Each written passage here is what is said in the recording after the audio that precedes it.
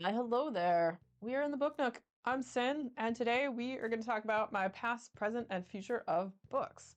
What I finished, what I'm in the middle of, and what we're going to get into. So recently I finished the book called The Night the River Wept by Lo Patrick, and this book is about these three kids that were found and were murdered by the side of this river, and they came from this, what you would call other side of the tracks kind of area or town, and they were just a very poor family. Their father was a drug addict and no one really cared about them.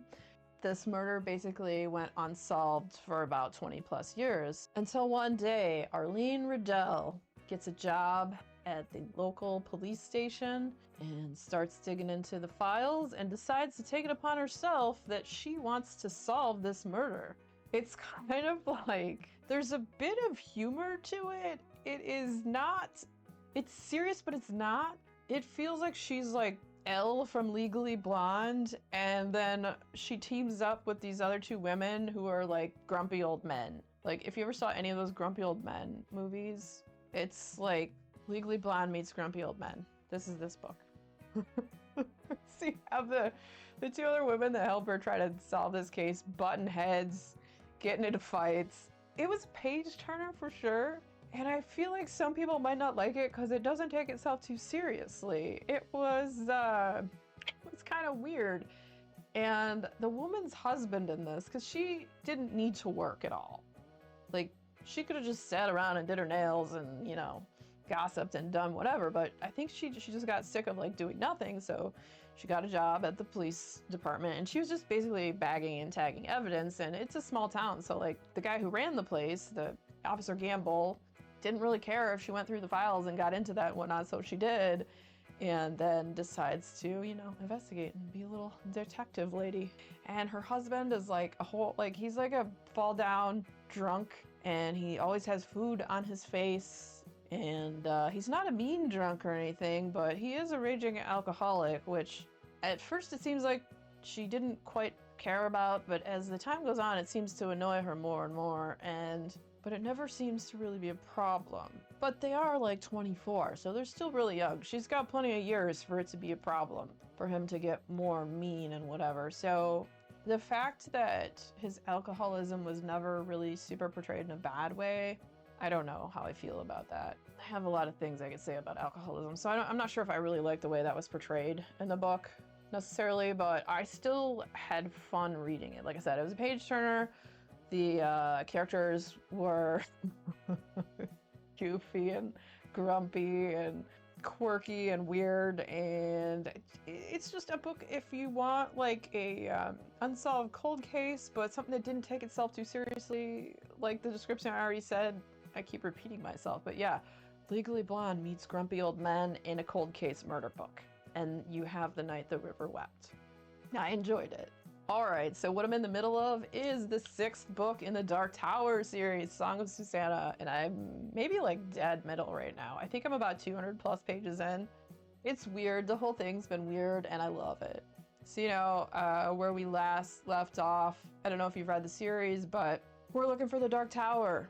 If we don't get to it in time to kind of make sure it doesn't fall with our characters, with Roland and Jake and Eddie and Susanna, the Dark Tower might fall, and that's gonna like end all the worlds. So in the last book, there was a crazy battle, and Susanna, after that battle, took off and disappeared back into New York City, where she went out of world. She went through this doorway, and she had taken on another persona called Mia. And Mia, daughter of none, was pregnant with her, what she calls her chap, and the chap seems to be some sort of weird demon baby. Now, Roland and Eddie and Jake have to try and go find her, but they also have to try and find this other guy, Calvin Tower. Calvin Tower, who is the owner of this lot where this rose is, and this rose that is all the worlds and the one thing, and it is actually the tower, and there's a bunch of stuff. I probably sound like I'm not making sense. Anyways,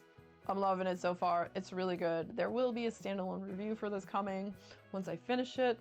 I have standalone reviews for all of the books up to this point. I'm also doing a podcast with Jason of Jason's Weird Reads, where we're going through each book, and each episode of the podcast is for each each book that we read through. We are up to the 5th one that we've done so far. So once we finish this one, the 6th one, going forward, we should record at some point, probably this month is what I'm thinking. And then I'm not sure when that'll be up there, but I'll put a link down to his podcast if you want to check those out too. So really enjoying that, loving the series. It's amazing. I don't read a lot of series because I always fall off hard. Like I'll read the first 3 books and then I'm like, meh. But we've been doing good on this one. And so maybe by the end of this year, we'll finish it. We'll see. Okay, so the first thing we're gonna get into is the UNM Mothers by Leslie J. Anderson. And I saw this a couple times before I actually decided to pick it up from the library. I don't know what I thought it was gonna be about, but then I kept seeing it on Instagram and I was like, all right, we'll read the back of the cover and see what it's about. And let me tell you, it's so weird sounding. I should have picked it up sooner. Marshall is still trying to put the pieces together after the death of her husband. To get her back on her feet, her editor sends her to the small town of Rayford to investigate a ridiculous rumor that a horse has given birth to a healthy human baby boy. When Marshall arrives in Rayford, she finds an insular community that is kinder to the horses they're famous for breeding than to their own people. But when 2 horribly mangled bodies are discovered in a field, one a horse and one a human, she realizes there might be a real story here. She is pulled deeper into the town and its guarded people. Her sense of reality is tipped on its head. Is she losing her grip? Or is this impossible story the key to a dark secret that has haunted the women of Rayford for generations? Unbearably tense and utterly gripping, this atmospheric tale of female rage, bodily autonomy, and generational trauma hails the arrival of a masterful new storyteller. How weird does that sound? I love it. I can't wait to read this one. So good. Okay, so the next thing we got is Look in the Mirror by Catherine Steadman. And this is just a random one that I grabbed off the shelf. Kind of like the cover. And then I read the synopsis and I thought, all right, I'll give that a whirl. When Nina's father dies, she has left something in his will. A gleaming dream vacation home in a balmy tropical paradise. She'll find out the hard way that what you inherit from those you love can end up costing your life in this heart-pounding thriller.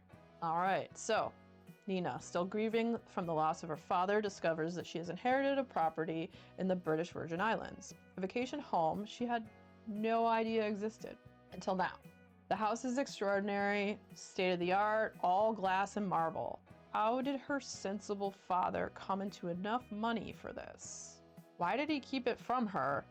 And what else is he hiding? Maria, once an ambitious medical student, is a nanny for the super rich. The money's better, and so are the destinations where her work takes her. Just one more gig and she'll be set.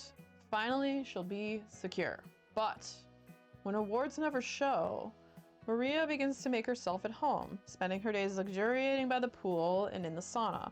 There's just one rule: don't go in the basement. That room is off limits, but her curiosity might just get the better of her, and soon she'll wish her only worry was not getting paid. See, don't go in there. Could be a bunch of human heads of former nannies. My brain's going straight to like Bluebeard or Blackbeard or whatever that one story is about. Every wife he marries, he's like, but yeah, free reign of everything, just don't go in this one room. And they all go in the one room, and then it's all like the heads of his ex-wives, and it's like, well, you went in the room, now I gotta cut your head off and kill you. Maybe that'll happen here, we don't know. Probably not. I went off the rails a little bit.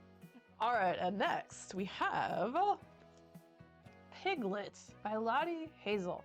Now, I saw this book a lot over on Instagram and I was kind of curious about it, and so I saw it at the library and I picked it up. What's it about? Well, let me tell you. Outside of a childhood nickname she can't shake, Piglet's rather pleased with how her life's turned out. An up-and-coming cookbook editor at a London publishing house, she's got lovely loyal friends and a handsome fiancé, Kit, whose rarefied family she actually most of the time likes, despite their upper-class eccentricities. One of the many, many things Kit loves about Piglet is the delicious, unfathomably elaborate meals she's always cooking. But when Kit confesses a horrible betrayal 2 weeks before they're set to be married, Piglet finds herself suddenly hungry. The couple decides to move forward with the wedding as planned, but as it nears and Piglet balances family expectations, pressure at work, and her quest to make the perfect cake, she finds herself increasingly unsettled, behaving in ways she can't even explain. Torn between a life she's always wanted and the ravenousness that comes with not getting what she knows she deserves, Piglet is, by the day of her wedding, undone, but also ready to look beyond the lies we sometimes tell ourselves to get by. I don't like that this one was called Piglet, but we're gonna read this anyways and see where it goes. Piglet. Hi, Lottie Hazel. So obviously the Mothers is the one I'm looking forward to the most because it sounds the weirdest. So I look forward to getting into that one and all of these. And you know, in the future, we'll update you on how these were and all of that good stuff. Have you guys read anything really weird lately? Anything that you liked a lot? Let me know down in the comments. Always looking for weird stuff to read. If you're a fan of videos where I talk about multiple things I have read or I'm reading, the next video coming up will be about that. So stick around and check it out. And if you enjoyed hanging out today, hit that subscribe button, come back, see me again, and we'll talk about more bookish things and weird stuff.